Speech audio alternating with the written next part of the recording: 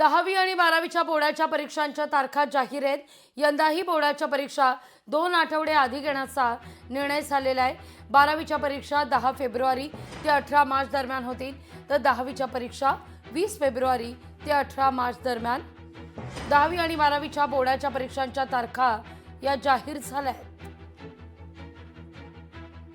10वीच्या तारखा जाहीर झाल्यामुळे जरा मुलांना थोडासा आता अभ्यासाला तयारीला वेळ मिळालेला आहे आणि आत्ता म्हणजे त्यांची तशी अभ्यासाची सुरुवात झालेलीच आहे, पण आता जाहीर झाल्यामुळे थोडेसे आणखीन त्यांना तयारीला एक चान्स मिळालेला आहे किंवा आणखीन आता ते किती जास्तीत जास्त अभ्यास करू शकतात, त्यांना किती वेळ मिळालेला आहे हे सगळं त्याच्यामध्ये ते प्लॅन करू शकतात आणि त्या दृष्टीने आमची सगळ्यांची तयारी चालू आहे।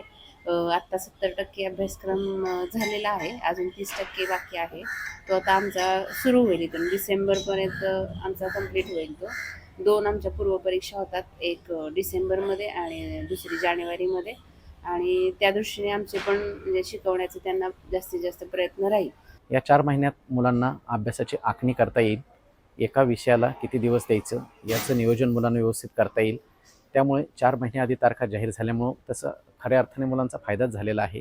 मुलांची छान तयारी आम्ही करून घेतलेली आहे। आणखी मुलांना 4 महिने आहेत, त्यामुळं आणखी चांगली तयारी त्यांना आणखी करता येईल। मुलांनाही पालकांनाही थोडंसं निश्चिंत झालेले आहेत। परीक्षेच्या तारखा झाल्यामुळं नेमकी मांडणी आखणी विद्यार्थ्याच्या प्रत्येक विषयाच्या अभ्यासाची त्यांना करता येईल। यावर्षीही पैकीच्या पैकी गुण घेऊन उत्तीर्ण होणारे विद्यार्थी महाराष्ट्रातून अनेक घडतील आणि परीक्षेच्या तारखा लवकर जाहीर केल्यामुळे महाराष्ट्र बोर्डाचेही आभार मानतो आम्ही। लोकशाही मराठी ऐका, पहा, जागरूक रहा।